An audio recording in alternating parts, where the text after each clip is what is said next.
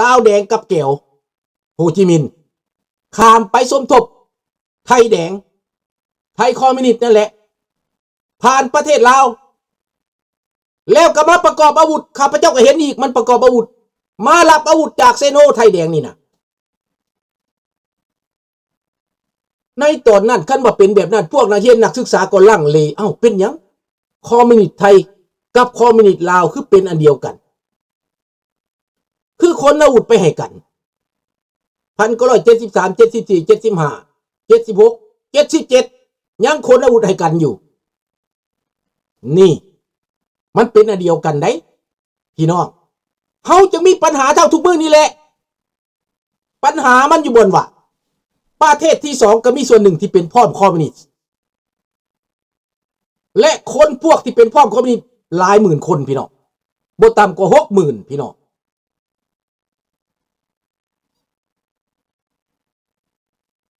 จับสุพรรณวงศ์กับสหายเข้าคุกแล้วปล่อยเป็นยังจังปล่อยอันนั้นมันเป็นเพียงตั้งแต่ว่าจับเพื่อว่าเคลื่อนไหวผิดหลักการที่ตกลงกันนะเขาจับแต่ส่วนผู้มาปล่อยเนาะนรงค์ส่วนผู้มาปล่อยเพราะว่าบ่อยากมีปัญหาบ่ยังมีปัญหาปล่อยข้าไม่ฆ่าทีมแล้วก็แล้วฆ่าสุพรรณวงศ์ฆ่าไกรสอนทีมข้าวนั่นแล้วก็แล้วแต่พวกนี้บ่ได้ใจเด็ดเพราะว่าบ่ได้มีการเครียดแค้นขนาดนั้นเพียงตั้งเดียวการเมืองซื่อๆนั่นแหละปล่อยงูเห่านั่นแหละมันอยู่บนว่าลาวเฮานี้บ่เอาการช่วยเหลืออเมริกาถึงปล่อยบ่ปล่อยก็บ่ได้สำคัญอยู่บนนั้นมันบ่ได้สำคัญของคนคนเดียวตอนนั้นมันสำคัญว่าลาวเฮานี่นะถือหลักการสัญญาสันติภาพหลักการสัญญา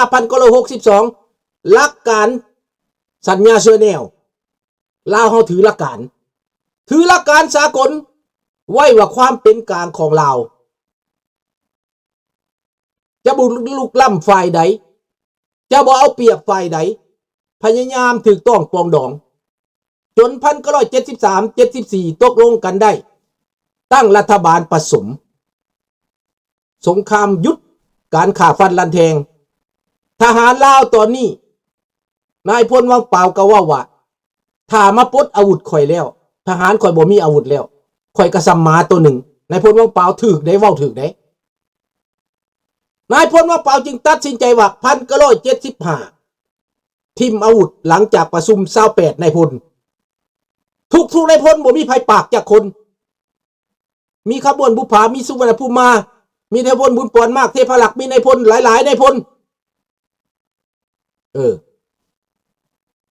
ประชุมกันสุดท้ายวังเปล่าจับดาวปลดทิมใส่โต๊ะปลดหมวกลงทิมใส่โต๊ะย่างออกจากกองประชุมนำทหารหนีไปอเมริกาขอห้องให้อเมริการับทหารนายพลวังเปล่าไปนายพลวังเปล่าจึงได้เอาทหารเอาประชาชนตัวเองหนีก่อนหมู่มด1975ข้ามไปเมืองไทยอเมริการับไปอเมริกาใส่เรือไปอเมริกาพุ่นบ่ได้ขี่ฮอดยนต์นะไปทางเรือเลยนะไปเป็นหลายพันคนขนพี่น้องมุ่งไปหลังจากวังเปล่าไปแล้วประเทศลาวก็กระวังกระเวแล้วนายพลลาวก็กระวังกระเวแล้วมีบางนายพลนี่เขาก็ฮู้จักคือกันนายพลวังเปล่าก็ติดต่อกันหนีซะอยู่บ่ได้ดอกอเมริกาก็บอกว่าหนีซะเจ้าอยู่บ่ได้ดอกเขาก็หนีไปนี่เขาหนีไปหลายนายพลก็หนีไปแต่ก็ยังบ่มีเหตุการณ์หยังตอนนั้น1974ยังบ่มีเหตุการณ์หยังแต่คนหนีไปแล้วนายพลบางคนเขาหนีแล้ว75เขาหนีก่อน75พุ่นน่ะเขาเห็นสภาพการบ่ปกติแล้วเพราะว่าสุวรรณภูมิเอียงแล้ววางแผนสิล่มเจ้าชีวิตและสุวรรณภูมินี่สองไอ้น้องสมมูความคิดกันบักสุวรรณภูมิกับบักสุพรรณวงศ์วางแผนล่มอำนาจพระเจ้าแผ่นดินทรยศพี่น้องพวกนี้นะตายชาติใดก็ให้มันเป็นเวรเป็นกรรมพวกนี้นะมันจูบปากกันมันเต้นเฮโลดสุวรรณภูมิเต้นเฮโลดหลังจากพระเจ้าแผ่นดินลาออกสละบัลลังก์น่ะ ไปเบิ่งโลดข้าพเจ้ามีคลิปตัวนั้นน่ะส่วนว่าเต้นกอดจูบปากน้องชายโลดหนีแนวได้เฮาเป็นเด็กน้อยอยู่ตอนนั้นเฮามีแต่20 ปีหนึ่งอายุ20 ปีหนึ่ง21 ปีหนึ่งตอนนั้นหนีไปไสล่ะเฮาบ่จักทางหนีไปไสได้ตอนนั้นน่ะโลกเขาบ่ได้ให้เจ้าหนีได้บ่มีทางหนีได้ตอนนั้นน่ะถ้าเจ้าบ่เป็นทหารเจ้าบ่มีเงื่อนไขหนีได้วังเปล่าเราหนีได้ย้อนหยังเราหนีได้ย้อนว่าประชาชนมุ่งนั้นต่อสู้กับอเมริการ่วมมือกับอเมริกาคนธรรมดานี่อเมริกาบ่รับรองไหนเจ้าสิไปก็ไปบ่ได้ไหนมันบ่แม่นว่าหนีเจ้าอยากหนีไปไสละหนีบ่แม่นไดการหนีนี่มันต้องมีเงื่อนไขไดยังบ่ได้เป็นทหารได้ลุงเป็นนักเรียนในตอนนั้นน่ะเห็นบ่ล่ะนักเรียนลีเซ่ไดบ่แม่นทหารเด้นี่แหละไปเป็นทหารกับเพียงเป็นทหารทีมเป็นทหารรับจ้างตอนพักเวเคชั่น3 เดือนเพื่ออยากได้เงินไปเรียนหนังสือเท่านั้นเห็นบ่ล่ะมันบ่แม่นหนีง่ายๆค่ะซั่นคนไทยก็หนีที่เขาบ่พอใจเขาหนีไปไม่กล้าเบิดติล่ะคนไทยที่บ่พอใจว่าบนเศรษฐกิจพืชเครื่องเขาก็หนีบ่ติพอลุงไปเรียนอเมริกามาเขาก็กลับคืนมาประเทศแล้วก็ถูกจับตัวไปไม่ได้โอกาสร่วมกับลูกเลยเขาจับไปแล้วกลับมาเขาก็บรรจุแล้วเขาก็เอาไปไม่ได้โอกาสคุยเลยสภาพในตอนนั้นน่ะมันไม่ได้ง่ายเหมือนคุณคิดนะมันไม่ได้ปลอดภัยนะขอบใจท่านเดือนบ่เป็นเจ้าสิเว้ากันได้ง่ายๆเด้ในตอนนั้นน่ะขนาดเว้ากันเมื่อพอยังบ่ให้เว้าเพราะว่าย่านเขาเอาไปฆ่าทิ่มคนของเขาแทรกแซงเขามาเต็มอยู่น้ำวัดน้ำว่านำโรงเรียนพวกนักศึกษาก็เป็นใจพวกคอมมิวนิสต์เบิดแล้วหมู่ของข้าพเจ้านี่นะไปเป็นใจคอมมิวนิสต์เบิดแล้วมันก็แบบเดียวกับนักศึกษาไทย1973นั่นแหละออกมาคนล่มออกมาลบล้างออกมาโจมตีสหรัฐอเมริกาขับไล่อเมริกานั่นแหละแบบเดียวกันไม่แตกต่างยังกันดอก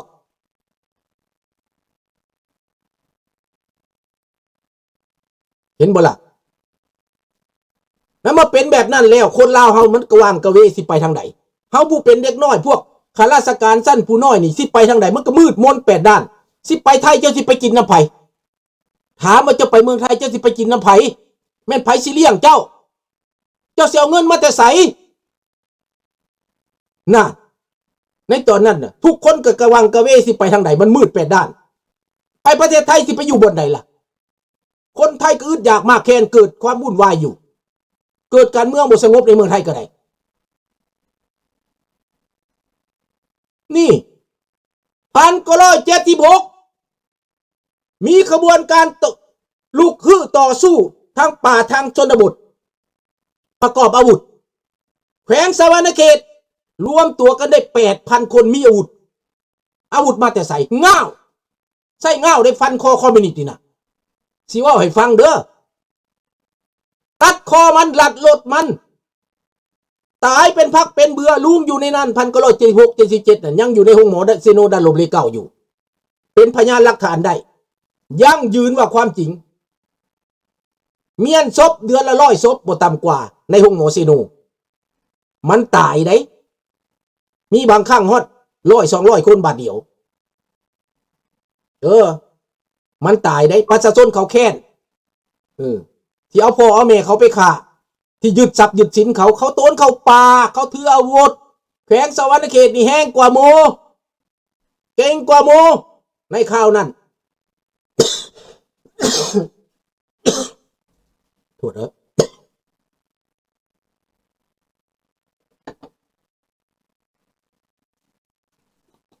แต่ว่าบ่มีประเทศใดหนุน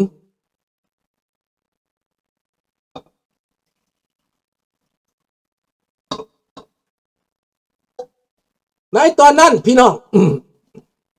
สบายดีทันดีการต่อสู้เป็นการลำพังรัฐบาลก็ใส่พวกต่อสู้ลาวเด็กลาวขาวนี้เป็นกันซน เป็นการส้นทวงเวลาและสืบข่าวให้ว่าลาวแดงมันปรปักษ์แนวใดมันขนทหารข้ามไปมองใดมันมีการขนทหารเข้าไปดงหลวงแนวใดในเวลานั้นประเทศไทยก็ออกกฎหมายพิเศษสำหรับให้เข้ามาสวามิภักดิ์นั่นแหละคอมมิวนิสต์จีนตัดการช่วยเหลือจากคอมมิวนิสต์ไทยคอมมิวนิสต์ลาวกับคอมมิวนิสต์ไทยบ่ถือกันบ่ให้อยู่ดินลาวให้เจ้าไปอยู่ดินไทยบาทนี่ได้รู้เห็นกับตาแล้วแต่คอยสิส่งอาวุธให้เขาก็ไปรับอาวุธลุงกันยังจื้อบางคนไปรับอาวุธ1974ข่อยไปตกมอสโกบวกนัวอายุเพียงแต่19 ปี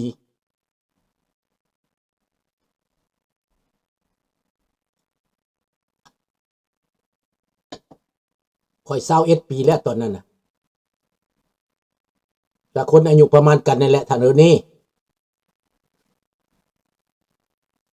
1977มันก็เสนอให้ข้าพเจ้าไปเฮียนต่อโซเวียตไปเฮียนอะเนสเทซีไปเฮียนเรื่องสลบเรื่องทำความสลบเป็นหมอด็อกเตอร์ภายสลบไปเฮียน6 ปีข้าพเจ้าก็โอเคแล้วแต่ก็ตูนตอนนั้นแหละคันบ่มีกู้ซากนี้เกิดการต่อสู้กันอย่างนองเลือดแขวงสวรรณเขตท่าแขกภาคใต้ฮอดอันน่ะเขตไซสมบูรณ์เวียงจันทร์ก็มีการต่อสู้กันนักภูเขาควายเขาขอกอีกอย่างหลายบ่อนเนาะปากสั้นมีการต่อสู้กันอย่างดุเดือดคนทหารแก้วเข้ามา 60,000 คนแก้วก็ตายล่วงไหลไพ่มากเงื่อนไขนี่เฮ็ดให้โลกต้องได้หับอพยพจากการต่อสู้นี่แหละโลกจึงตัดสินใจตั้งศูนย์อพยพเพื่อรับรองอพยพที่แตกมาประเทศไทยสหประชาชาติอนุมัติเงินให้ตั้งศูนย์อพยพในแผ่นดินไทยขออนุญาตประเทศไทยตั้งศูนย์อพยพรับรองและรับคนอพยพอยู่ในศูนย์แล้วก็หาทางส่งไปประเทศที่3บ่หมดจักเทื่อพี่น้องฮอด1992ก็ยังบ่หมดจน95จังสุดท้ายจังยังบ่หมดอีกยังมากุ๊บเต็มอยู่ศูนย์ปากส้มห้วยน้ำขาว 8,000 คนยังเหลือข้างในประเทศไทยอีกหลายหมื่นคนแต่ในที่สุดก็ตัดสินใจพักดันกับลาว 8,000 คนนั้นจับกันไปกับลาวห้องให้กันแซวสะลาวเฮานี้บ่แม่นง่ายเด้อเราลัดเด้อนี่เด้อคันสิเราเกี้ยงมันหลายพูดคอมมิวนิสต์พวกผลประโยชน์กับคอมมิวนิสต์เฮานี่เป็นเหยื่อเขา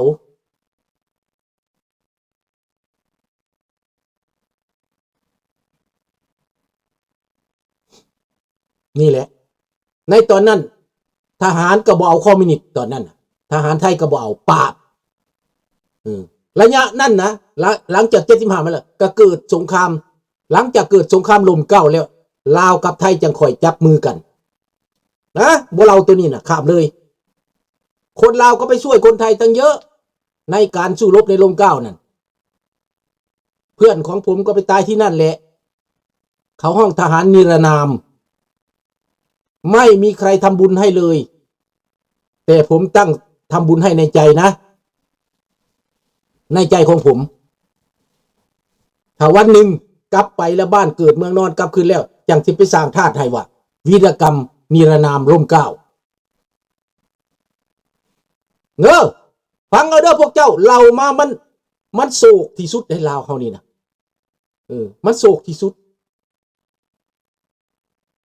มันเกิดมาแบบนี้แหละย้อนการแทรกแซงของรัสเซียโซเวียตของจีนของเวียดนามเฮานี่มันน้อ